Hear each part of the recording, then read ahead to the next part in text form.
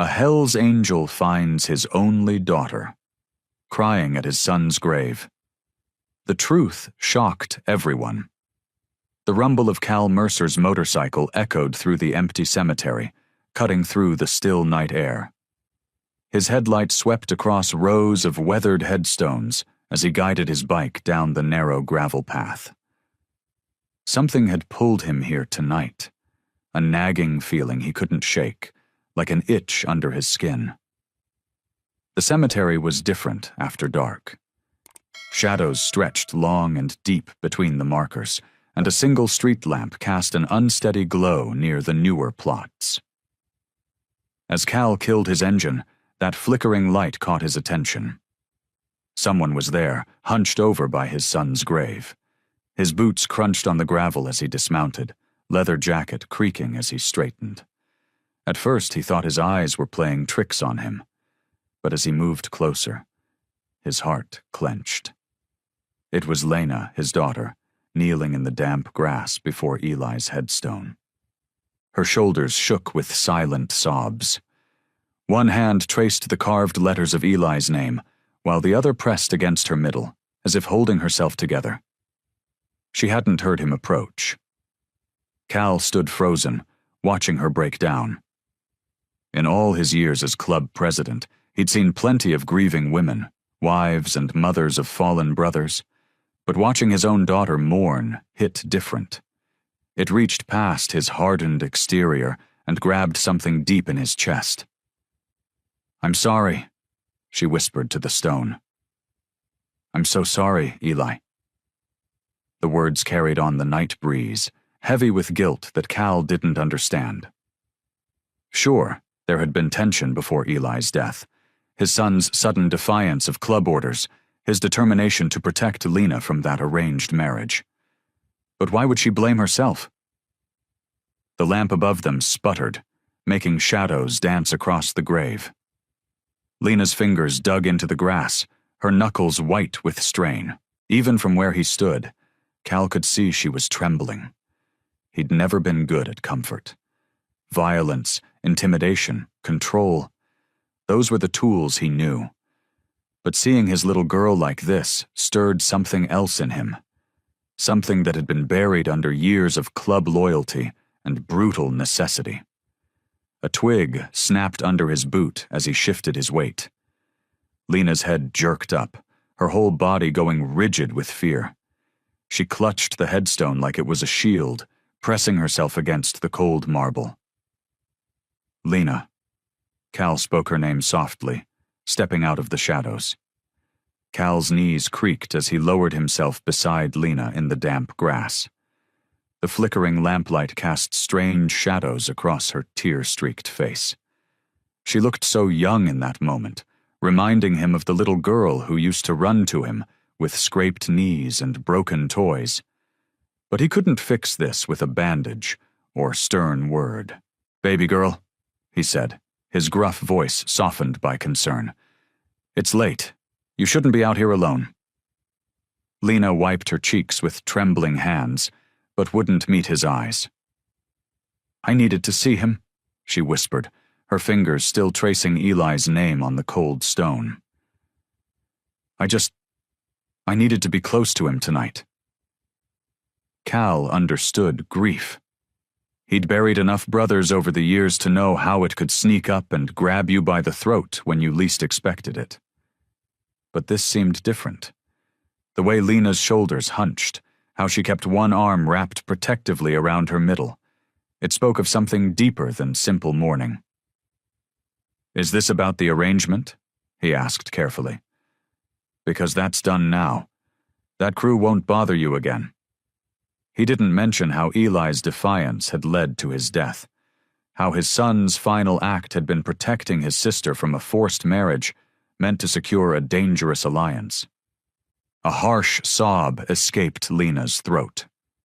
"You don't understand," she choked out. "None of you ever understood." "Then help me understand," Cal said, fighting to keep the frustration from his voice. Patience had never been his strong suit, but he forced himself to remain still, to give her space to speak. The lamp above them buzzed and flickered, making Lena flinch. She pressed her forehead against the headstone, as if drawing strength from it. "I can't," she whispered. "I can't go home. Not tonight." "Lena, you're not thinking straight. It's not safe out here." "Safe?" She let out a broken laugh that scared him more than her tears. "This is the only place I feel safe anymore, Dad. Right here, with him." Cal reached for her shoulder, but she shrank away from his touch. The rejection stung more than he wanted to admit. "You've got nothing to be afraid of," he insisted. "The club protects its own. You know that." "Please," Lena begged, her voice cracking. "Just let me stay a little longer, please." Something in her tone made Cal's skin crawl. He'd heard plenty of desperate pleas in his time, from enemies begging for mercy, from brothers asking for help, but never from his own daughter. Never with this edge of raw fear. "At least let me take you somewhere else," he tried. "The church, maybe, or—" "No." Lena's fingers dug into the grass. "I need to be here. This is the only place." She trailed off, her body shaking with suppressed sobs. Cal watched helplessly as his daughter curled closer to his son's headstone, whispering words he couldn't make out. The street lamp cast her shadow long and dark across the grave, like a secret stretching between them. "This is the only place I'm safe," she repeated, so quietly he almost missed it. "Please, Dad, just go." Cal pushed himself to his feet, his weathered boots pressing into the soft earth. He'd spent decades leading men through danger, making hard calls that meant life or death. This shouldn't be any different. Sometimes being a father meant making unpopular decisions. "That's enough," he said, his voice taking on the firm edge that made prospect members snap to attention. "I'm not leaving you out here alone. You're coming home." Lena's fingers tightened around the headstone. "Dad, please!" No arguments. Cal took a step closer, looming over her in the flickering lamplight. "I've given you space. I've tried to be patient. But this isn't healthy, Lena. Eli wouldn't want you destroying yourself like this." A strange sound escaped her throat, something between a laugh and a sob. "You don't know what Eli would want." "I was his father." The words came out sharper than he intended. "Were you?" Lena finally looked up at him, her eyes bright with tears and something else, something that looked almost like defiance. "When was the last time you really knew him, Dad? The real him?" The question hit Cal like a physical blow. He remembered Eli as a boy, eager to please, following him around the garage with a tiny toy wrench. Then later, grown but distant, going through the motions of club life with a quiet resignation that Cal had never quite understood. "I knew my son," Cal insisted, but uncertainty crept into his voice. "No." Lena shook her head slowly. "You knew what you wanted to see, what the club wanted to see. But Eli—" Her voice caught. "Eli was so much more than that." Thunder rumbled in the distance, and Cal glanced at the gathering clouds. "We need to go. Now!" He reached for her arm. Lena jerked away from his touch, scrambling to her feet. "Don't!" The force of her reaction startled them both. "Damn it, Lena!" Cal's patience finally snapped. "I'm trying to protect you." "Protect me?" She laughed again, that same broken sound that made his skin crawl. "Like you protected Eli? That's not fair." Cal felt his hands curl into fists. "I didn't want what happened to him. If I'd known what he was planning—" "You'd have what?" Lena challenged. "Stopped him? Forced him to stay? Made him be the good soldier you always wanted?" "I'd have saved his life," Cal roared. The words echoed through the cemetery, startling a nest of birds into flight. In the sudden silence that followed, Lena's next words fell like stones into still water. "You can't save someone who isn't dead." Cal's mind stuttered to a halt. What?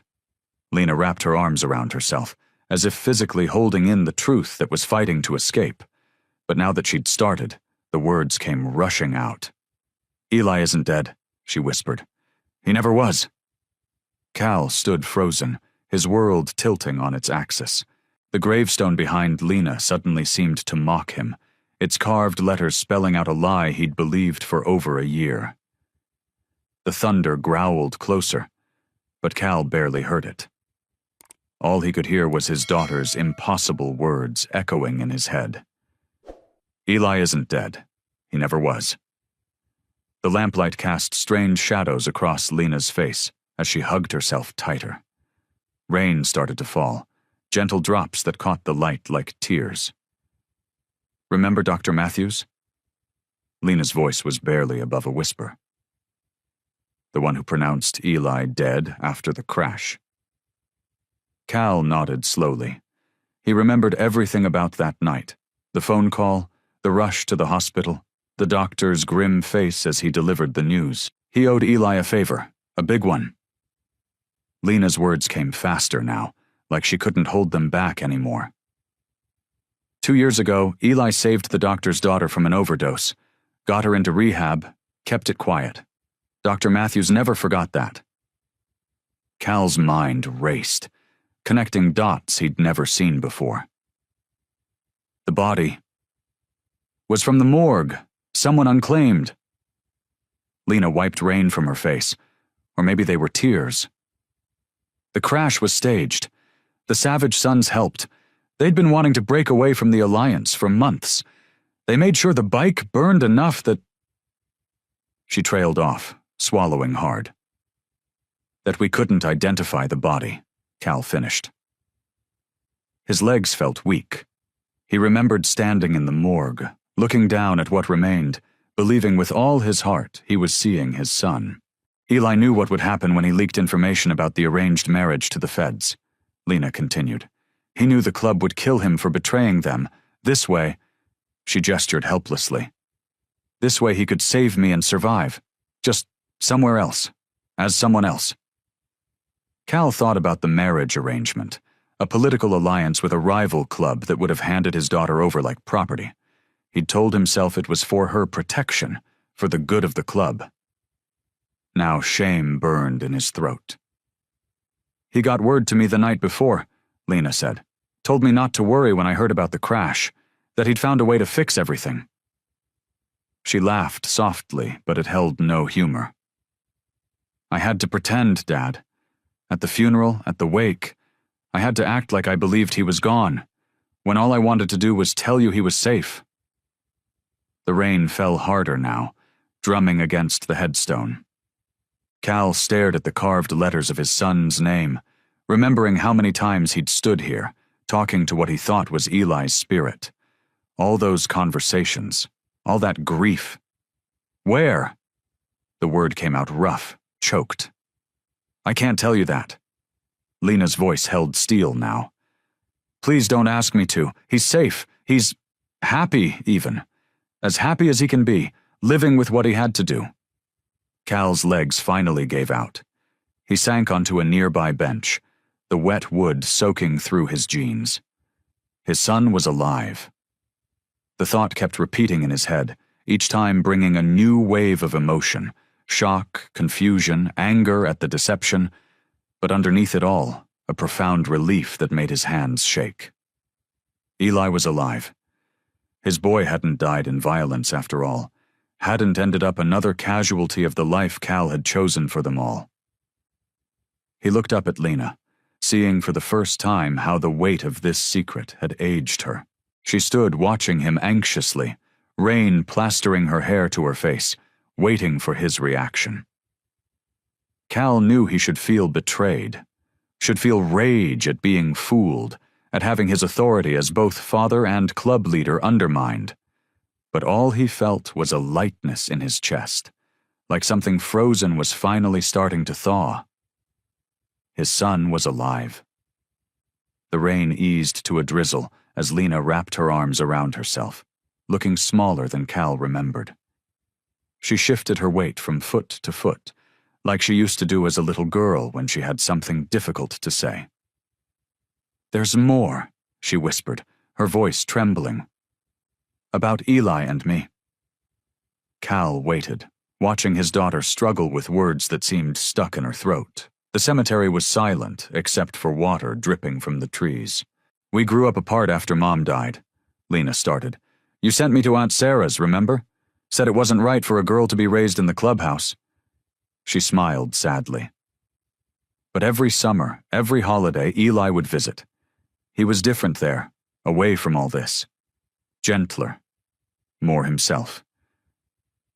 Cal remembered those visits.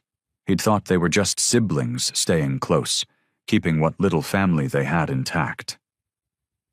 As we got older, something changed. Lena's fingers twisted in the hem of her jacket. We weren't just brother and sister anymore. We were... She took a shaky breath. We fell in love. The words hung in the damp air between them. Cal felt his world tilt sideways, everything he thought he knew about his children rearranging itself. "It wasn't wrong," Lena said quickly, seeing his expression. "We didn't grow up together, not really. We were more like..." She searched for words. "Like two people who found each other after being alone for so long, who understood each other's scars." Cal remembered how fiercely Eli had fought against the arranged marriage, how he'd risked everything to stop it. The pieces clicked into place with devastating clarity. "When you announced the marriage alliance," Lena continued, "Eli couldn't bear it. He said he'd rather die than see me forced into that life. That's when we started planning." She described late-night meetings, whispered conversations in safe places, how they'd found allies in unexpected corners, the doctor who owed Eli, the rival club members who wanted out of the alliance. "The night before the crash, we met one last time." Lena's voice softened with the memory. "Eli promised he'd find a way for us to be together, somewhere far from all this, somewhere safe." Cal thought about his son, living under a false name, watching from a distance as the woman he loved visited his own grave. The sacrifice of it struck him deep in his chest. "He's been so careful, Dad. Changed his appearance, his voice, everything about himself. Nobody would recognize him now." Lena's eyes pleaded for understanding. "He did it all to protect me, to give us a chance." The sky was beginning to lighten, the first hint of dawn touching the horizon. Cal stood, his joints stiff from sitting in the cold.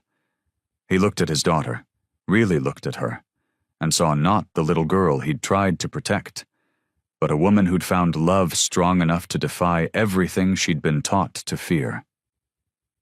He reached down and helped Lena to her feet. Her hand was cold in his, but her grip was strong. They stood together beside Eli's empty grave, father and daughter, while the truth of what she'd revealed settled between them like the morning dew. This changed everything. Every assumption, every plan, every certainty Cal had built his life around shifted beneath his feet like sand. His son wasn't dead. His children had found love in the shadow of violence. And now he had to decide what kind of father he would be in the face of it all. The gravel crunched under their feet as they walked toward Cal's truck parked at the cemetery gates. The first hints of sunrise painted the clouds in soft pinks and purples, but the air still held the chill of night. Lena's footsteps suddenly slowed, then stopped completely. "Dad, wait." Her voice was barely above a whisper. "There's something else you need to know." Cal turned to face his daughter. In the growing light, he could see how pale she looked, how her hands shook as she hugged herself. Dark circles under her eyes spoke of sleepless nights and heavy burdens. "What is it, baby?" The old endearment slipped out before he could catch it, a reminder of simpler times when he could fix her problems with a Band-Aid and a kiss on the forehead. Lena's eyes welled with fresh tears. She opened her mouth to speak, then closed it again, struggling to find the words.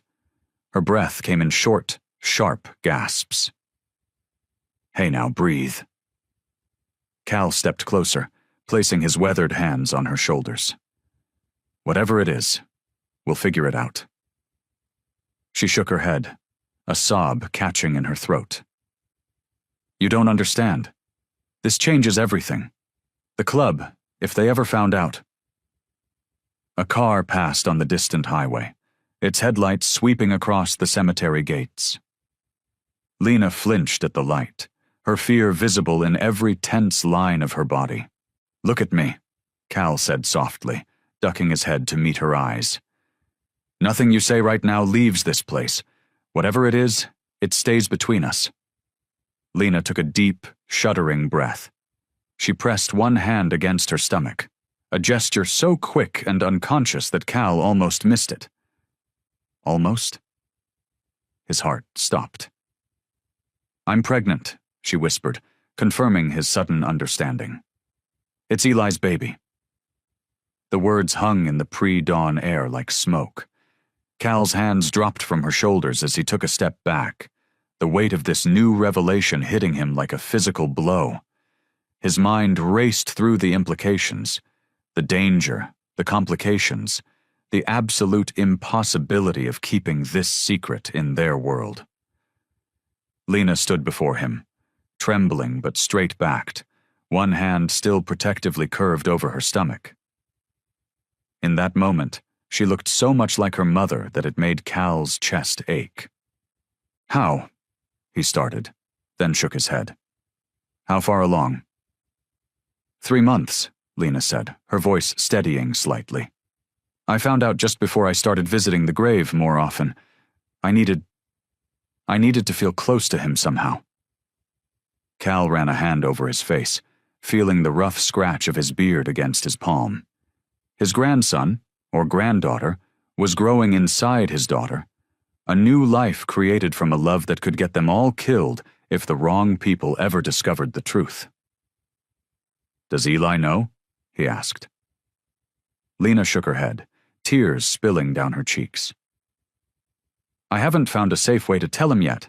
I've been trying, but—" She swayed slightly on her feet, exhaustion and emotion finally catching up with her. Cal stepped forward and caught her in his arms, holding her like he hadn't done since she was small. She pressed her face into his leather jacket and sobbed. Cal's old pickup truck rumbled down the empty streets as dawn crept over the horizon. The dashboard clock showed 5:47 a.m., its red numbers glowing in the dim cabin. Lena sat pressed against the passenger door, her forehead resting against the cool glass, watching houses slide past in a blur. Neither of them had spoken since leaving the cemetery. The radio stayed off, leaving only the engine's steady growl and the whisper of tires on asphalt to fill the heavy silence. Cal's knuckles were white on the steering wheel, his jaw clenched tight as his mind churned through everything he'd learned. A baby, his grandchild. The thought kept hitting him like waves against rocks, each time carrying new implications, new dangers. He glanced at Lena, noting how one hand remained protectively curved over her stomach, even in sleep-deprived exhaustion. They stopped at a red light, though no other cars were around at this early hour.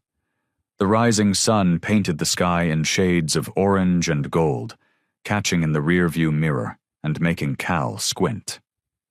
Beside him, Lena shifted uncomfortably in her seat. "You need to see a doctor," Cal said, breaking the silence. His voice sounded rough, even to his own ears. "A real one, not just some back-alley clinic."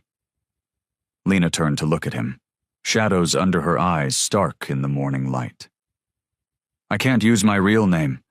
The club has eyes everywhere. Hospitals, clinics, pharmacies." "I know people," Cal replied, easing the truck forward as the light changed.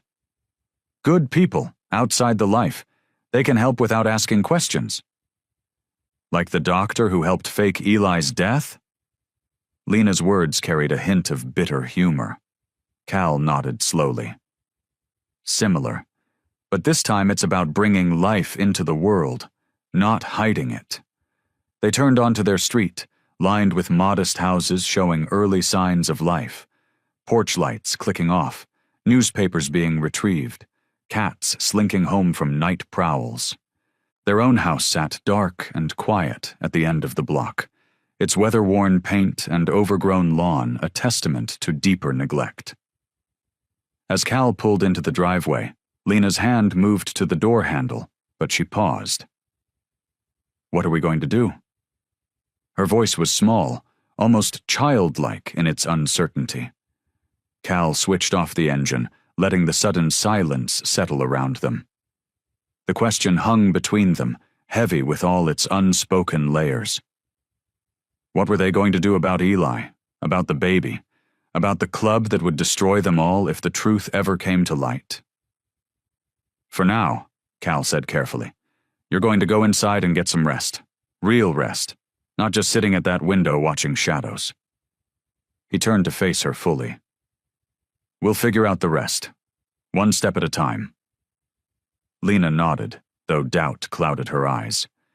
She pushed open the truck door and slid out, her movements careful and measured. The gravel crunched under her feet as she walked toward the house, fumbling slightly with her keys at the front door. Cal watched from the truck as she disappeared inside.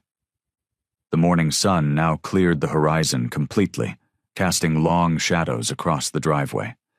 He could almost feel the weight of what was coming pressing down on his shoulders.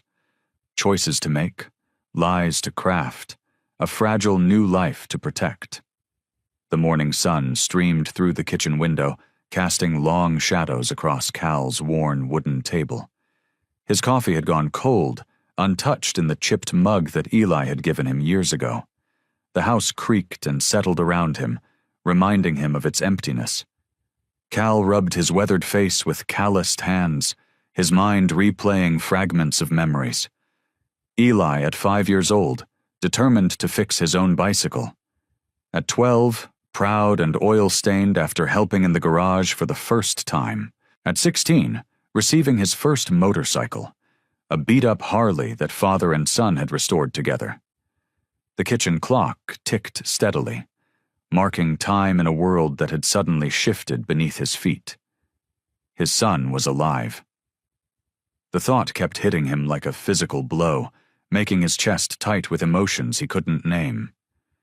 He got up and paced to the counter, pouring out the cold coffee and starting a fresh pot. The familiar routine did nothing to settle his racing thoughts. The morning paper lay unopened on the counter, yesterday's mail scattered beside it. Normal life seemed absurd now. Cal's eyes drifted to the refrigerator, where a single photo hung by a magnet. It showed Eli at 18, standing next to his restored Harley, grinning with quiet pride. That same quiet strength had led him to risk everything to protect his sister, to walk away from the only life he'd known. The coffee maker sputtered and hissed, filling the kitchen with its rich aroma. Cal leaned against the counter, his fingers drumming in restless pattern on the worn formica. Eli was out there somewhere, probably not more than an hour's ride away, living under a false name, working as a mechanic, using the skills Cal had taught him to build a new life. A car door slammed somewhere outside, making Cal tense instinctively. He moved to the window, checking the street with practiced caution. Just the neighbor leaving for work. But the paranoid habit reminded him of the danger. The club had eyes everywhere. They'd killed men for far less than what Eli had done. The coffee maker clicked off. Cal poured himself a fresh cup, but left it black this time, needing its bitter strength. He settled back at the table, his thoughts turning to Lena sleeping upstairs.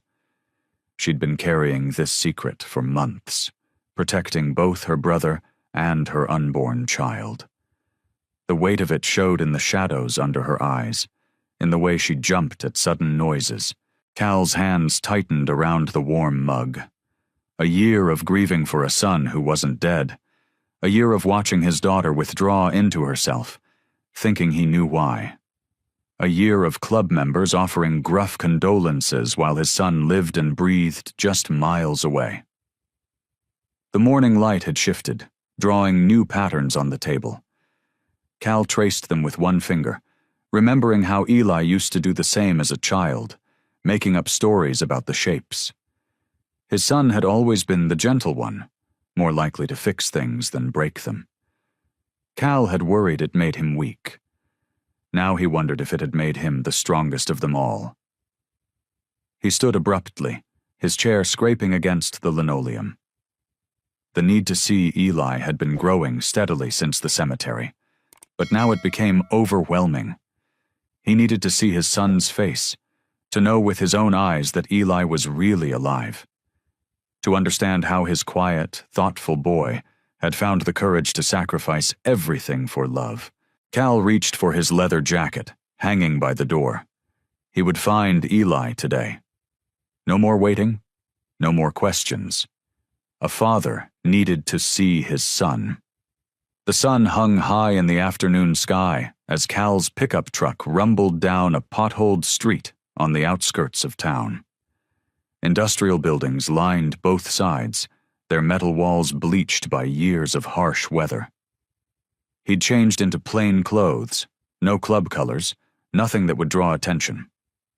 Mason's Auto Repair came into view, its faded sign creaking in the wind. The place looked honest enough, if worn around the edges. 2 bays were open, showing glimpses of cars on lifts. A bell jingled as Cal pushed open the glass door, stepping into a small office that smelled of motor oil and coffee. An older woman sat behind the counter, working on a crossword puzzle. Her gray hair was pulled back in a neat bun, and reading glasses perched on her nose. She looked up with a friendly smile. "Help you?" "Looking for Dave," Cal said, using the name Lena had given him. His heart pounded against his ribs, but his voice stayed steady. "Heard he's good with older engines." The woman nodded. "He's the best we've got, out back in Bay 3. She pointed toward a side door. "Go on through." Cal's boots echoed on the concrete floor as he walked through the shop. Country music played softly from a radio somewhere. 2 mechanics glanced up from their work, then returned to their tasks. Everything about the place was ordinary, unremarkable, a perfect hiding place. He rounded a corner and stopped. Bay 3 was at the end, flooded with sunlight from the open door. A man in gray coveralls stood at a workbench, his back turned as he sorted through tools. Even from behind, Cal recognized the set of those shoulders, the careful way he handled each wrench and socket. Eli, his son. Cal's throat tightened.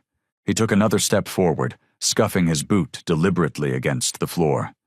The sound carried in the cavernous space. The man at the workbench tensed slightly but didn't turn around, his hand stilled on the tools.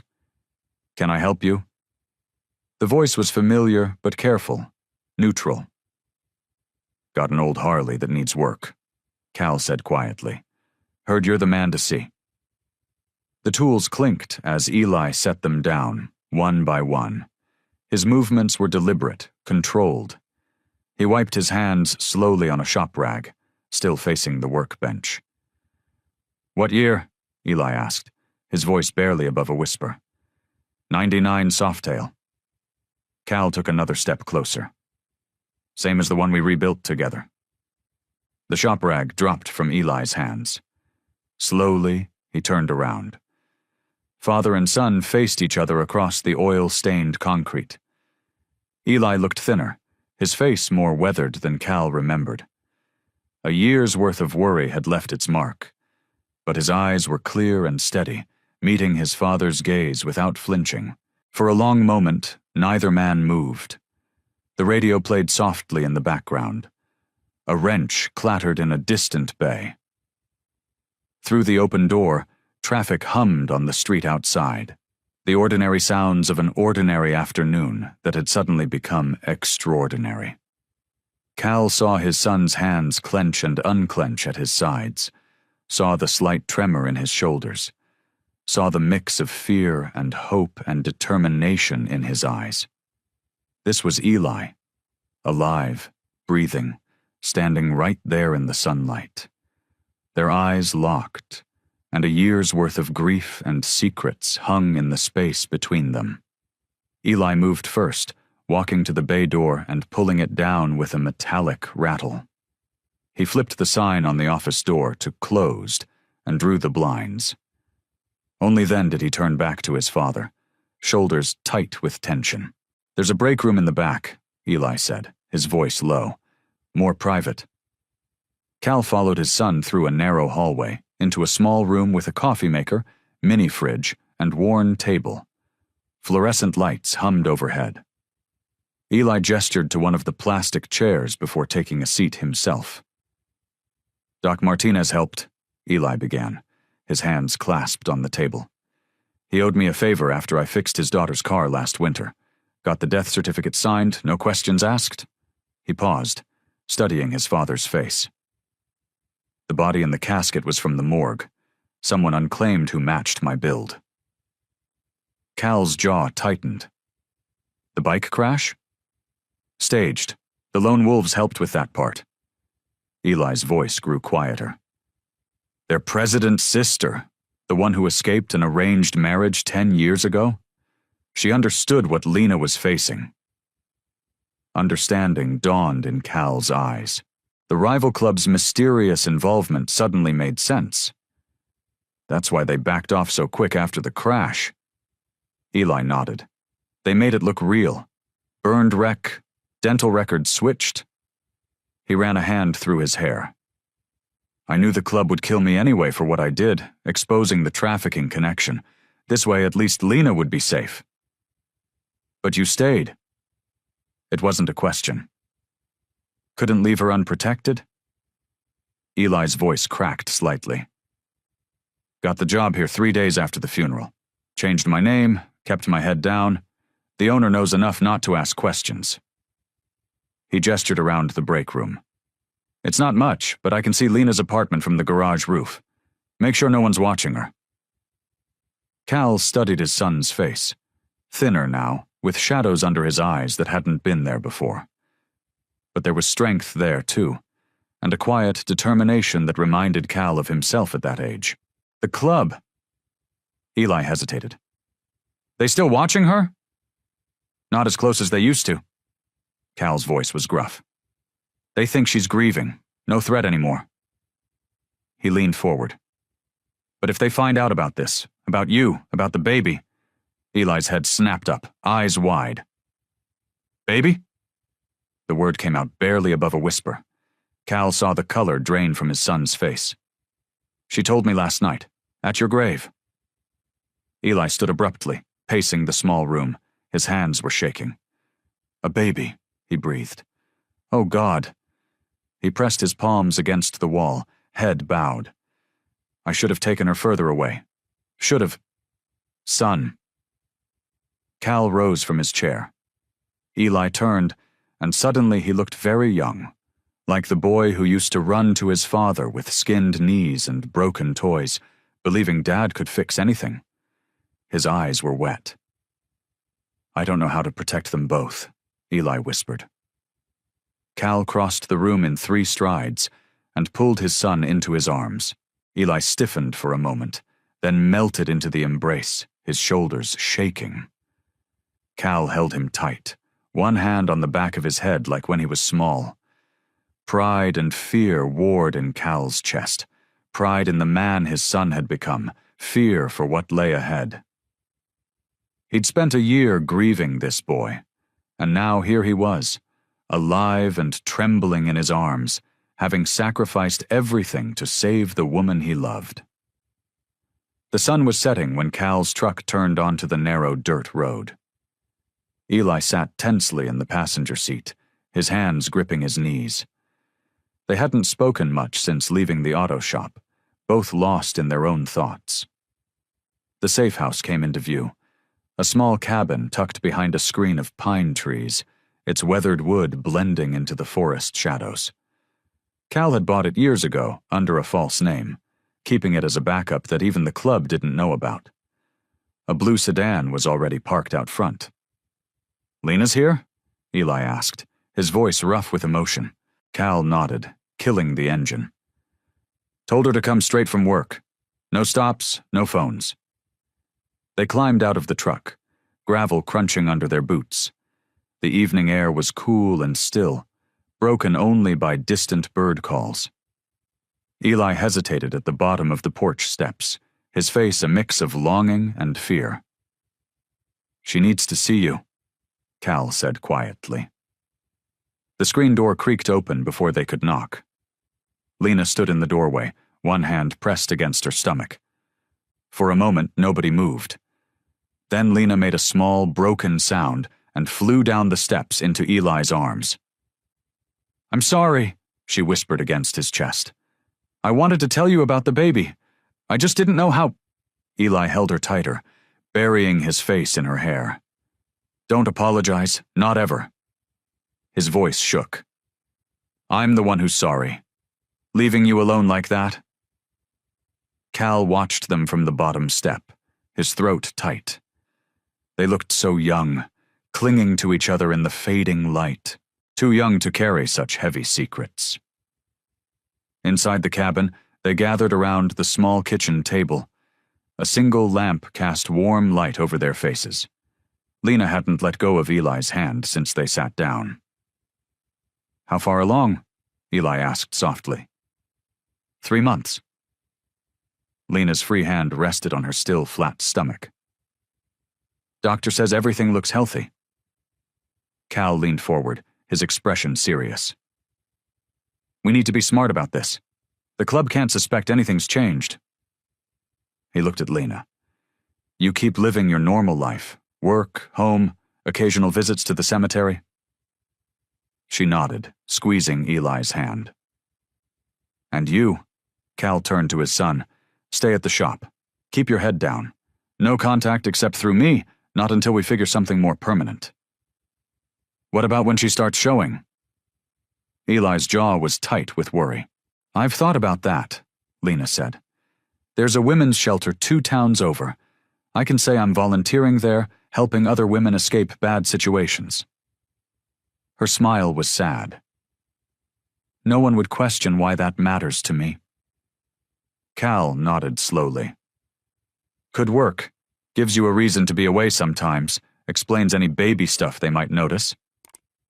"But the birth certificate," Eli started. "We'll handle that when it comes," Cal cut in.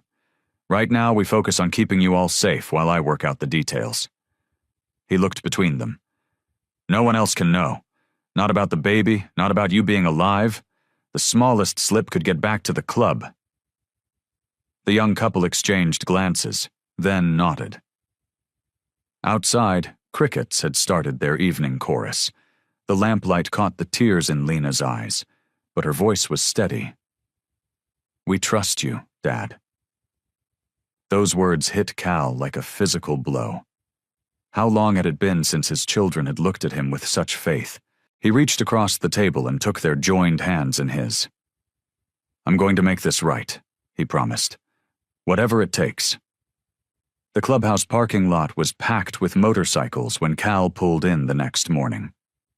He took his usual spot near the front, between 2 gleaming Harleys, and killed the engine. For a moment, he just sat there, letting the familiar rumble fade from his bones. 20 years of meetings in this place. The worn brick building had been like a second home. Now it felt like walking into a trap. Inside, cigarette smoke hung thick in the air. Brothers lounged on leather couches or leaned against the bar, their cuts decorated with patches that told stories of loyalty and violence. Cal nodded to a few as he made his way to the meeting room. "Iron Cal," someone called out. "You're looking tired, brother." "Late night," Cal answered without stopping. It wasn't even a lie. The meeting room was already half full. Cal took his regular chair near the head of the long table, careful to keep his face neutral. These men could read weakness like sharks smelling blood. "Snake," the The club president sat at the head of the table. His weathered face was creased in a permanent frown beneath his gray beard. He didn't look up from the papers in front of him as the rest filed in. "Let's get started," Snake said once everyone was seated. "First order of business. We got word the Diablos are moving product through our territory again." Cal listened as they discussed territories and revenge, adding his opinion when expected. But he could feel Snake watching him. The president's dark eyes kept drifting his way between topics. "What about your daughter, Cal?" Snake asked suddenly, cutting through a discussion about gun shipments. "How's she holding up?" The room got quieter. Cal met Snake's gaze steadily. "She's grieving. You know how it is." "Sure do." Snake nodded slowly. "Saw her car headed out of town yesterday, past the cemetery." "She volunteers at some women's shelter now," Cal said. "Keeps her busy." "Good to hear." Snake's voice was careful. "Long as she's not getting mixed up in anything complicated." The threat wasn't even hidden. Cal felt the weight of eyes around the table. "My daughter knows her place," he said firmly. "I made sure of that after what happened with the arranged marriage." Snake studied him for a long moment. Then he smiled, but it didn't reach his eyes. "Course you did. You're family, Cal. We trust family." The meeting dragged on another hour. Cal felt the tension building in his shoulders as they went through club business. Every comment seemed to have a double meaning. Every glance held suspicion. When Snake finally called an end, he held up his hand before anyone could leave. "Oh yeah, one more thing. Cal, I'm putting Mickey on as your new right hand." Mickey, a young enforcer known for his brutality, grinned from across the table. Cal kept his expression neutral even as his stomach churned. This wasn't a promotion for Mickey. It was a watchdog being assigned. "Whatever you need, brother," Cal said. As the others filed out, Snake caught Cal's arm. "Family's everything," the president said quietly. "But loyalty to the club comes first, always has." Cal met his stare. "Never forgot that, Snake." "Make sure you don't." Snake released him and turned away, leaving Cal alone in the smoke-filled room. Through the window, Cal watched Mickey kick-start his bike. The enforcer would be following him now, watching his every move. The net was tightening. The clock on the church tower showed midnight when Cal parked his motorcycle a block away. He walked the rest of the distance, his boots scuffing against the sidewalk. The small church stood quiet and dark, except for a soft glow coming from inside. Someone had left the lights on in the sanctuary. Cal tested the heavy wooden door. It opened with a gentle creak. He hesitated at the threshold, feeling out of place in his leather-cut and faded jeans, but the weight in his chest pushed him forward. The sanctuary was empty. Rows of wooden pews stretched toward the altar, which was lit by a few electric candles. Their artificial flames cast dancing shadows on the walls. A large cross hung above, its presence both welcoming and intimidating. Cal slid into the last pew, as far from the altar as possible. The wood creaked under his weight. He sat stiffly, unsure what to do with his hands. They felt rough and wrong in this peaceful place. "First time here?" Cal startled. An elderly man in plain clothes stood in the side aisle, a Bible tucked under his arm. The minister, Cal guessed, though he wore no collar. "Just needed somewhere quiet," Cal muttered. The minister nodded. "God's house is always open." He paused. "Even to those who think they don't belong here." Cal shifted uncomfortably. "I've done things. Haven't we all?" The minister's voice was gentle. He didn't move closer, giving Cal his space. "But mercy isn't earned. It's given freely." The word mercy hit Cal like a physical blow. How many times had he shown none? How many families had he torn apart in the name of club loyalty? What if— Cal's voice was barely a whisper. What if protecting someone means betraying everything you've built? Sounds like you already know the answer. The minister smiled sadly. Sometimes the hardest choice is the only right one. Cal stared at his hands. They were shaking slightly. These hands had hurt so many people. Could they now be used to protect? To save? There's a verse I think about often, the minister said quietly. But God demonstrates his own love for us in this. While we were still sinners, Christ died for us. That's mercy, friend, given when we least deserve it. The words settled into Cal's chest like a warm weight.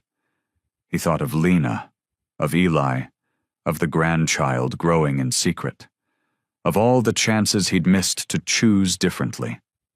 I should go, Cal said roughly, standing up. The minister nodded. Come back any time. God's mercy is new every morning. Cal walked out into the cool night air. The word mercy echoed in his mind, offering a strange comfort. It felt like permission to choose a different path, even if that path led away from everything he'd known. His motorcycle waited in the shadows, but for once its promise of freedom felt hollow.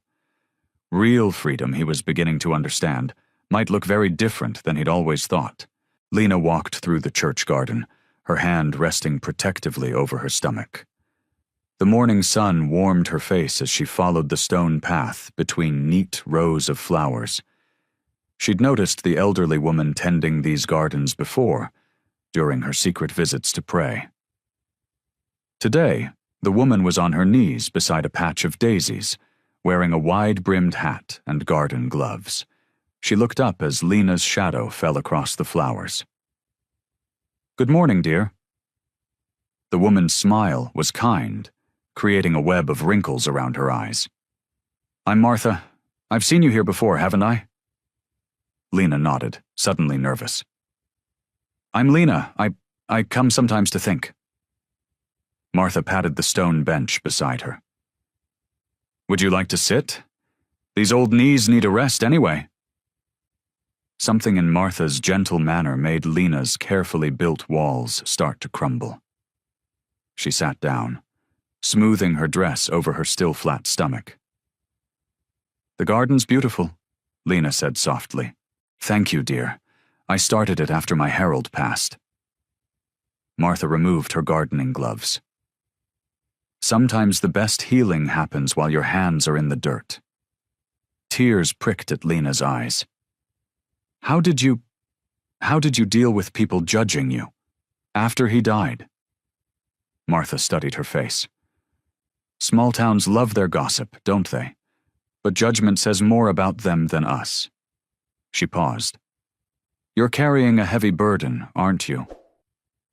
The kindness in Martha's voice broke something in Lena. Words spilled out before she could stop them. I'm pregnant, she whispered, and people, if they knew, they'd never understand. Martha's hand found Lena's, warm and weathered. Oh, my dear girl, do you know what I see when I look at you? Lena shook her head, wiping tears with her free hand. I see a young woman trying her best to protect new life. That's not something to be ashamed of. Martha squeezed her hand. The world is quick to condemn what it doesn't understand. But love? Real love? That's never wrong. But what if— Lena's voice cracked. What if protecting this baby means losing everything else? Then you'll find new everything. Martha's voice was firm but gentle. When I lost Harold, I thought my world had ended. But life has a way of giving us exactly what we need, even if it's not what we expected. They sat in comfortable silence, watching butterflies dance between the flowers. Martha didn't press for details Lena couldn't give. She just offered quiet company and understanding. Would you like to help me with these daisies? Martha finally asked. There's something healing about nurturing growing things. Lena found herself nodding. Martha handed her a spare pair of gloves, showing her how to carefully clear weeds from around the delicate flowers. "Every living thing needs protection while it grows," Martha said softly. "Whether it's a flower or a child, that's not weakness, it's wisdom." As they worked side by side in the garden, Lena felt the crushing weight of judgment and fear begin to lift. Martha's acceptance, offered without questions or conditions, wrapped around her like a warm blanket. When it was time to leave, Martha pressed a small bundle of daisies into Lena's hands. "Come back any time, dear. The garden's always here, and so am I." Lena walked home with the flowers clutched to her chest, her steps lighter than they'd been in weeks. The world hadn't changed. The dangers were still real, the future still uncertain. But Martha's compassion had given her something precious, the knowledge that she wasn't alone, and that love, in all its forms, was worth protecting. The safe house sat at the end of a dirt road, hidden behind tall pines that swayed in the evening breeze. Inside, warmth and the smell of home cooking filled the small kitchen. Cal watched as Lena stirred a pot of soup while Eli set 3 places at the wooden table. It felt strange, dangerous even, to be together like this. But there was also something right about it, something that made Cal's chest tight with emotion he couldn't name. "Just like Mom used to make," Eli said, breathing in the scent of vegetable soup. His voice was soft, careful, as if speaking too loudly might shatter this fragile moment. Lena ladled the soup into bowls, her movements gentle and precise. "I found her old recipe book last spring," she said. "It felt important to keep some things alive." Cal watched his children, both so grown now, both carrying such heavy burdens. And starting scene. Early the next day, Cal is urgently summoned to the clubhouse. Ending scene. The president orders Cal to bring in Eli, suspecting he's alive. Cal's weathered hands gripped the steering wheel of his parked truck, knuckles white under the dim glow of a distant streetlight. The safe house sat quiet before him, a simple 2-story building with peeling paint and drawn curtains. Inside, his children slept, Eli, Lena, and his unborn grandchild, his family. The word felt strange in his mind after so many years of putting the club first. The club president's words from earlier echoed in his head. "Bring him in, Cal. That's an order." The steel in those words had been unmistakable. They knew, or at least strongly suspected, that Eli was alive. Cal had seen it in their eyes at the clubhouse, the doubt, the growing suspicion. His decades of loyalty were being questioned, and rightly so. He loosened his grip on the wheel, his hands aching. The leather of his motorcycle vest creaked as he leaned back, staring through the windshield at nothing in particular. All his life, he'd lived by the club's code, loyalty above all else. Family meant brotherhood, meant the patch on your back and the men who wore it. But now... Cal reached into his jacket pocket and pulled out the small ultrasound picture Lena had given him earlier that day. Even in the weak light, he could make out the tiny form, his grandchild. His chest tightened as he traced the image with one rough finger. This small life, not yet born, represented everything he'd failed to protect in his own children's lives. The night air felt heavy in his lungs as he remembered all the times he'd chosen the club over his family. Birthdays missed, school events ignored. The way Eli's eyes had hardened over the years, watching his father's violence. The fear in Lena's face when he'd arranged her marriage to secure a club alliance. He'd told himself it was all necessary, all part of the life they'd chosen. But they hadn't chosen it. He had. Inside the safe house, a light flickered on briefly in an upstairs window. Cal watched the shadow of someone, probably Eli, move past the curtain. His son, who should be dead according to the club, but who had found the courage to break free of the cycle of violence, who had risked everything to protect his sister, to protect love instead of power. Cal's hands began to shake. The choice before him felt impossible. Betray the club that had been his life for over 30 years, or betray his own blood. Either way, blood would likely be spilled. The club didn't forgive betrayal. They wouldn't understand love that broke their code. He closed his eyes, the weight of decision pressing down on him like a physical thing. For the first time since he was a small boy, Cal felt truly lost. The familiar answers of violence and control offered no solution here. His strength, his reputation, his feared status in the club, none of it could protect what mattered most. Without quite knowing why, Cal found his hands clasping together. His head bowed over the steering wheel as words he hadn't spoken in decades came haltingly to his lips. God! His voice cracked, barely a whisper in the dark truck cabin. I don't know if you're listening. I ain't exactly been on speaking terms with you. He swallowed hard. But I need to know what's right here. These are my kids, my grandkid. Show me how to protect them. Please. The word please hung in the air, foreign and vulnerable from a man who had demanded and taken all his life. Cal stayed there, head bowed, hands clasped, as quiet tears marked unfamiliar trails down his weathered cheeks. The sun hadn't quite crested the horizon when Cal knocked on the safe house door. His knuckles rapped against the worn wood with practiced restraint. 3 short taps, followed by 2 longer ones, their agreed-upon signal. The porch boards creaked beneath his heavy boots as he waited, every sense alert for any sign of being followed. Eli opened the door, his eyes already showing understanding of why his father had come so early. He'd always been able to read Cal's face, even when Cal thought he was hiding his emotions well. The young man stepped back, letting his father enter the dim living room where a single lamp cast long shadows. They know, don't they? Eli's voice was steady, though his hands fidgeted with the hem of his worn work shirt. He looked different from the son Cal remembered, harder in some ways, softer in others. The mechanic's life had left grease permanently embedded under his fingernails, but there was a peace in his bearing that had never been there before. Cal sank into an old armchair, the springs protesting under his weight. They suspect. The president called me in yesterday. He rubbed his face, the stubble rough against his palms. Ordered me to bring you in. Eli's jaw tightened, but he didn't show fear. Instead, he glanced toward the stairs leading to where Lena slept.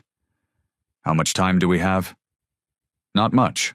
A day, maybe 2 before they start looking harder. Cal leaned forward, his elbows on his knees. They're watching me now, testing my loyalty. The room fell silent except for the tick of an old clock on the wall. Through the window, the sky was beginning to turn from black to deep blue, the stars fading one by one. Eli paced the worn carpet, his movements controlled but tense. I won't run, Eli said finally, stopping to face his father.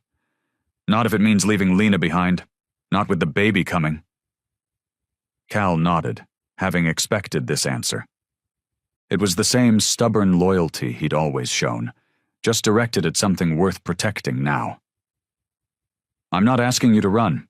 Not alone, anyway. Eli's eyebrows rose slightly. What are you saying? I'm saying... Cal stood up, his full height making the room feel smaller. I'm saying that I'll handle this, whatever it takes. He stepped closer to his son, placing a hand on his shoulder. You focus on Lena and that baby. Let me worry about the club. Dad. Eli's voice caught, showing a glimpse of the boy he'd once been. They'll kill you if they find out you helped us. Cal's grip tightened on Eli's shoulder. Then they won't find out. His voice carried the same authority it always had, but now it was tempered with something else. Love, maybe, or wisdom. I've spent 30 years building power in that club. Time to use it for something that matters. The first rays of sunlight began to slip through the window blinds, painting stripes across the carpet between father and son. Eli searched his father's face, looking for any sign of doubt or deception. He found none. "I need you to trust me," Cal said softly. "Can you do that, after everything?" Eli nodded slowly, his eyes bright with unshed tears. "Yeah, Dad, I can do that."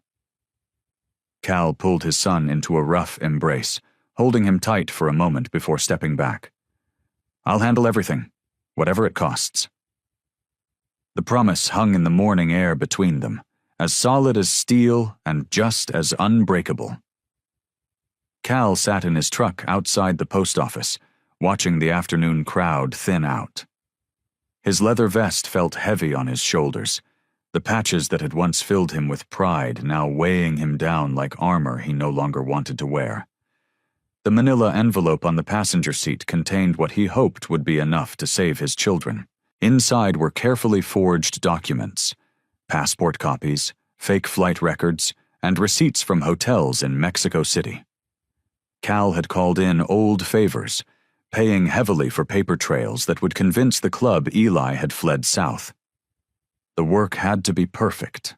One mistake, one detail out of place, and everything would fall apart.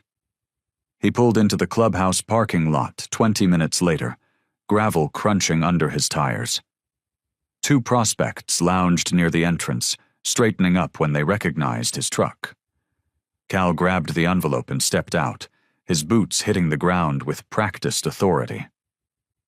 The club president, Marcus Steele Jensen, was waiting in the office, a cloud of cigarette smoke hanging around him like a storm about to break. Cal had known the man for 20 years, had watched him rise to power through cunning and calculated violence. Now those sharp eyes turned on him, searching for any sign of weakness. "Tell me you found something," Steele said, tapping ash into a dirty glass tray. Cal tossed the envelope onto the desk. "Better than that, I found proof." Steele opened the envelope, spreading the contents across his desk. Cal stood silent, watching as the other man examined each document. The sound of paper shuffling filled the small office, mixing with the distant rumble of motorcycles outside. "Mexican passport control stamps," Steele muttered, holding one page up to the light. "Hotel receipts from Mexico City, all dated 3 days ago." He looked up at Cal. "How'd you get these?" "Called in favors from our brothers down south," Cal said, the lie smooth on his tongue. "They confirmed he crossed at Tijuana. Been staying in cheap hotels, moving fast." He leaned forward, placing both hands on the desk. "He's running scared, Steele. Thinks we're coming for him." Steele studied the documents again, his expression hardening. The little bastard really did it, faked his own death and ran. He slammed his fist on the desk, making the ashtray jump. "Should have known when we couldn't find a body after that crash." Cal straightened up, keeping his face neutral. "Want me to send someone after him?" Steele was quiet for a long moment, staring at the papers. Finally, he shook his head. "No. Let him rot down there, looking over his shoulder for the rest of his life." He gathered the documents and shoved them back in the envelope. "Besides, Mexico's not our territory. Could cause problems with our southern chapters if we start hunting there." Relief flooded through Cal, though he kept it hidden behind years of practiced control. "Your call, boss." "Yeah," Steele growled, lighting another cigarette. "Get out of here. And Cal?" He waited until Cal turned back. "Good work finding this. Proves your loyalty." Cal nodded once and stepped out of the office. He walked through the clubhouse, past members playing pool and drinking beer, their conversations dying down as he passed. They'd all hear about Eli's escape soon enough. The story would spread through the club like wildfire, becoming another cautionary tale about betrayal and consequences. Outside, Cal paused to light his own cigarette, his hand steady despite everything. Around him, the afternoon sun beat down on rows of parked motorcycles, their chrome gleaming like promises of freedom. But for the first time in decades, Cal felt truly free standing still. The club had bought the lie. His children were safe. The sunset painted the clubhouse in deep shadows as Cal pulled into the parking lot one last time. His motorcycle's engine ticked as it cooled, a sound that had been the heartbeat of his life for over 30 years. Tonight, that heartbeat would stop. He found Steele in his usual spot behind the desk, papers spread out in front of him like battle plans. The office smelled of stale smoke and leather, familiar scents that Cal had breathed in most of his adult life. "Need to talk to you," Cal said, closing the door behind him. Steele looked up, his weathered face creased with suspicion. "About what?" Cal moved to stand in front of the desk, his hands steady at his sides. "I'm stepping down, tonight." The words landed like stones in still water. Steele leaned back in his chair, studying Cal with narrowed eyes. The silence stretched between them, heavy with decades of shared history and spilled blood. "This about Eli?" Steele finally asked. "It's about me," Cal replied, his voice firm. "I've given everything to this club. My youth, my marriage, most of my life with my kids." He took a deep breath. "I'm tired, Steele. Bone tired." Steele's chair creaked as he stood up. "You're one of our strongest. The brothers respect you. Fear you. Maybe that's part of the problem." Cal reached into his cut and pulled out his patches. The leather was worn smooth from years of wear, the threads holding the patches frayed but stubborn. "I don't want to be feared anymore." He placed the patches on the desk. The club's colors seemed to glare up at him, demanding loyalty, threatening consequences. But for the first time in his life, Cal felt stronger without them. Steele picked up the patches, turning them over in his hands. "You know how this works, Cal. Nobody just walks away." "I'm not walking away," Cal said. "I'm retiring, with honor, unless you want to make this something else." The threat hung in the air between them. Steele might be president, but Cal's reputation had been built on more than just loyalty. They both knew what would happen if Steele pushed this into violence. After a long moment, Steele nodded slowly. "The club owes you that much." He set the patches down. "But once you're out, you're out. No coming back." "I understand." Cal turned toward the door, then paused. "You were a good president, Steele. Better than most. And you were the best enforcer I ever had." Steele's voice was gruff. "Go on. Get out of here before I change my mind." Cal walked through the clubhouse one final time. A few members were gathered around the pool table, others lounging on the worn couches. They fell silent as he passed, sensing something had changed. None of them tried to stop him. Outside, the night air was cool on his face. His back felt lighter without the weight of his patches, though the memories they carried would never fully fade. Cal swung his leg over his bike, the familiar motion now carrying him towards something new instead of binding him to the past. The engine roared to life, echoing off the clubhouse walls. Cal looked up at the building one last time, remembering the young man who had first walked through those doors seeking brotherhood and purpose. That man was gone now, replaced by someone who had finally found a different kind of strength. Without looking back, Cal rolled the throttle and rode into the darkness, leaving behind the only life he had known for the promise of something better. The sound of his motorcycle faded into the night, marking the end of one chapter and the beginning of another. The morning sun was just beginning to warm the air as Cal pulled his truck onto the empty highway. In the back seat, Lena dozed against Eli's shoulder, her hand resting protectively over her belly. The steady hum of tires on asphalt filled the cab, a rhythmic sound that helped mask their nervousness. Cal checked the rearview mirror for the 100th time. No bikes, no suspicious vehicles, just empty road stretching behind them. He'd chosen the route carefully, avoiding major highways and club territories. The less attention they drew, the better. "You've got everything memorized?" Cal asked, glancing at Eli in the mirror. Eli nodded, his arm tightening around Lena. "New names, new background stories. The contact in Oregon is expecting us next week."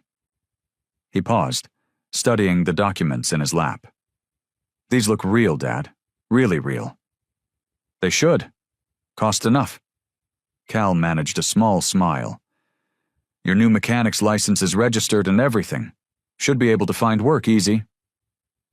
Lena stirred, blinking sleepily. "How much longer?" "Another hour to the meeting point," Cal replied. "Try to rest while you can, sweetheart." They drove on in comfortable silence, watching the landscape change from familiar territory to something new and unknown. Cal's hands were steady on the wheel, but his heart ached with each mile that took them further from home. This was right. This was necessary, but it didn't make it any easier. The sun climbed higher as they turned onto smaller roads, following a careful path that would leave no trace for anyone to follow. Cal had spent weeks planning this route, making sure it avoided any club connections or familiar faces. Finally, they pulled into a quiet roadside rest stop, tucked away in a grove of pine trees. No other cars were around, just like Cal had planned. He parked in a spot that gave them a clear view of both approaches. "This is it," he said softly, turning off the engine. They sat for a moment, letting the reality sink in. This would be goodbye, at least for now, until things were safer, until the baby was born, until so many things that none of them could control. Cal got out first, checking the area one last time. Eli helped Lena from the back seat, supporting her carefully. She looked pale but determined, her eyes bright with unshed tears. "There's extra cash in the blue bag," Cal said, his voice rougher than usual. "Emergency numbers are written in that Bible I gave you, coded like we discussed." Eli nodded, trying to smile. "We'll be careful, Dad. I promise." "You better be." Cal reached out and pulled his son into a tight hug. "You're going to be a good father, Eli, better than I was." "You're a good father, too," Eli whispered. "You're saving us right now." Cal held him for another moment before letting go. Then he turned to Lena, who fell into his arms with a soft sob. "Daddy," she breathed, clinging to him like she used to when she was small. "I love you, baby girl." Cal pressed a kiss to her hair. "Both of you. All three of you."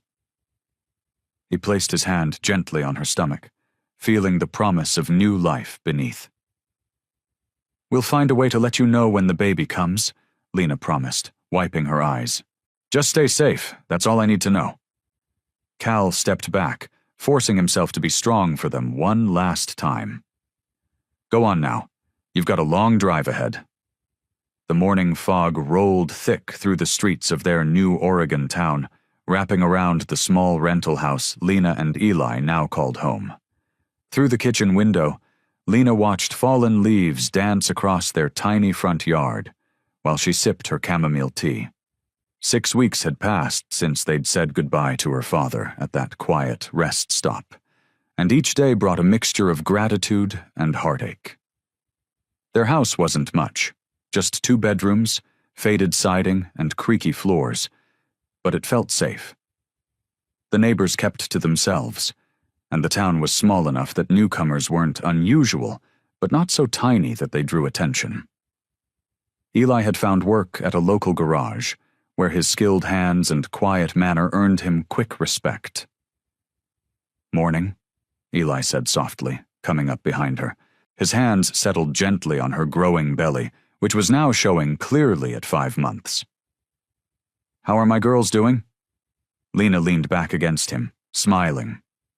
We're good, though your daughter was doing somersaults all night. Already keeping you up, huh? He kissed her temple. Just like her mama, full of energy. The simple domesticity of their mornings still felt surreal sometimes. No more looking over their shoulders, no more stolen moments. Here, they could just be a young couple expecting their first child. Their new identities, Mark and Sarah Cooper, were becoming more natural with each passing day. Lena moved to their small kitchen table, where she'd set out paper and pen. I think it's time to write to Dad, she said, running her hand over the blank page. The doctor says everything's perfect with the baby. He should know that. Eli nodded, setting a plate of toast beside her. Use the post office box we set up. Remember the code words we agreed on? Of course. Lena picked up the pen, her heart full of words she wanted to share. They'd been so careful about communication, using the secure channels Cal had arranged. Each message had to be crafted carefully, looking innocent to anyone else's eyes. The morning light grew stronger as Lena wrote, choosing her words with care. She told him about their little house, about how the town reminded her of old movies with its main street and friendly diners. She described how Eli had already become the garage's most requested mechanic, his natural talent shining through even under a new name. Most importantly, she shared the joy of her latest doctor's appointment, how strong the baby's heartbeat was, how perfectly she was growing. She knew it would mean everything to Cal to hear that his granddaughter was healthy and protected. I miss him so much, Lena whispered, wiping away a tear that had fallen onto the paper. I wish he could be here. Eli squeezed her shoulder gently. He is, in his own way. Everything we have here, this chance at a normal life, it's because of him. Lena nodded, returning to her letter. She wrote about the small garden she'd started in the backyard, knowing it would make her father smile to picture her planting flowers and vegetables. She told him about the kind elderly neighbor who brought over homemade bread, and how the local church reminded her of the one where he'd found his own piece of peace. As she signed the letter with her new name, Lena added a postscript in their special code, a way of saying, I love you, that only Cal would understand. She sealed the envelope carefully, knowing these words would have to carry all the hugs and conversations they couldn't share in person. The small church bell chimed 9 times as Cal walked up the worn stone steps. Sunday mornings had become his anchor in a life that felt strangely weightless without the constant pull of club business.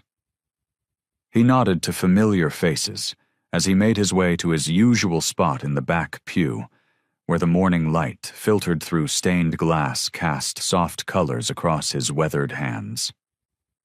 3 months had passed since he'd walked away from the Hells Angels. The silence in his life sometimes felt deafening. No more rumbling motorcycles, no late-night calls for emergency meetings, no constant tension of maintaining power and control. His house, once a hub of club activity, stood quiet now. The garage where brothers had gathered to plan runs and settle scores held only his own bike, recently repainted a modest dark blue.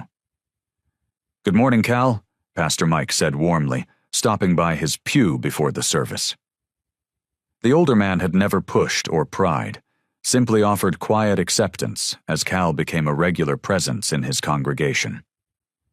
Morning, Pastor, Cal replied, managing a small smile. He'd grown comfortable here, finding unexpected peace in the familiar rhythms of worship and prayer. As the congregation sang the opening hymn, Cal's mind drifted to Lena and Eli. The ache of missing them had become a constant companion, but it was a clean pain, nothing like the twisted guilt and fear that had haunted him during his years with the club. He touched the small Bible in his jacket pocket, a gift from the pastor that now contained the only photo he had of his children from their last morning together. After the service, Cal drove home in his pickup truck, the vehicle that had replaced his Harley for most daily tasks. The neighbors had slowly stopped staring when the notorious biker began living like any other retiree, tending his yard and reading on the front porch. Some even waved now, especially Mrs. Henderson next door, who'd started leaving plates of cookies since noticing he lived alone. Inside his kitchen, Cal put on a pot of coffee and sorted through the mail that had accumulated over the past few days. Bills, advertisements, a church newsletter. And then his heart stopped. There, in careful handwriting he would know anywhere, was a letter with the return address they'd arranged. His hands trembled slightly as he opened the envelope, something that would have been unthinkable during his years as the iron-fisted club patriarch. The pages inside smelled faintly of the lavender lotion Lena had always loved, and Cal had to blink hard before he could focus on the words. He read slowly, savoring each detail of their new life. The little house, Eli's success at the garage, Lena's garden. Pride and relief washed over him as he learned about his granddaughter's strong heartbeat and perfect growth. The doctor's confirmation of her health felt like a benediction, a sign that the sacrifices had been worth it. When he reached the coded postscript, Cal pressed his fingers to the words, touching the hidden "I love you," as if he could feel Lena's presence through the paper. He carefully folded the letter and placed it in his Bible alongside the photo. These precious connections to the family he'd chosen over everything he'd once thought defined him. The morning sun streamed through his kitchen window as Cal sat with his cooling coffee, the letter's news settling into his heart. His granddaughter was healthy, his children were safe, and here in his quiet house, far from the chaos and violence of his past, he was finally at peace. Cal's hands shook as he carefully opened the letter again, and something small slipped out. A photograph fluttered to his kitchen table, landing face down on the worn wood. His heart pounded as he reached for it, remembering all the secret hopes he'd carried these past months. Turning it over slowly, he caught his breath. There, wrapped in a soft blue blanket, lay his grandson, tiny features peaceful in sleep, one small fist curled near his chin. The image was slightly blurred, as if taken in a hurry, but Cal could see everything that mattered. The baby had Lena's nose, and what looked like Eli's strong chin. A shock of dark hair peeked out from under a knitted cap. Written on the back in Lena's careful handwriting were the details he'd been waiting for. Caleb Michael, 7 pounds 4 ounces, born at sunrise. The date showed he was just 5 days old. Cal traced the name with weathered fingers, understanding the gift they'd given him by choosing it. Caleb, his own name carried forward, a bridge between the past he'd left behind and this new future he'd helped create. The morning light streamed through his kitchen window, warming the photograph as Cal studied every detail. The baby's tiny fingers, the hospital bracelet still visible on his wrist, the peaceful curve of his mouth that somehow reminded Cal of Lena when she was small. He could almost imagine the weight of this new life in his arms, though he knew it might be months or even years before he could safely meet his grandson in person. Memories washed over him, holding Lena for the first time, watching Eli take his first steps, all the precious moments of their childhood before the club had started pulling him away. But this time was different. This time, he'd chosen family over power, love over violence. This tiny boy would grow up free from the shadow that had darkened his own children's lives. Cal's vision blurred as he noticed something else in the photo. A small silver cross necklace draped carefully across the edge of Caleb's blanket. It was the one he'd given Lena the day he'd helped them escape, a piece of his new faith to carry with them. She'd placed it there deliberately, showing him that they were keeping their promises, raising this child in the light of hope rather than the darkness of their past. Standing slowly, Cal walked to the living room where sunlight painted patterns on the wall through lace curtains Mrs. Henderson had insisted on hanging. "Your house needs a woman's touch," she'd said, and he hadn't had the heart to refuse her kindness. Now, those same curtains cast gentle shadows over the photograph as he sank into his favorite chair. Everything he'd given up, the power, the respect, the brotherhood he'd known for decades, seemed insignificant compared to this moment. This was what redemption looked like. Not grand gestures or dramatic sacrifices, but a tiny baby named Caleb, sleeping peacefully in a photograph he would treasure forever. Cal pressed the photo to his chest, feeling truly at peace for the first time in longer than he could remember.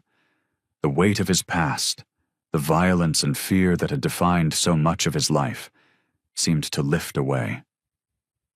In its place settled something lighter, sweeter. The simple joy of being a grandfather, of knowing his family was safe, of choosing love over everything else.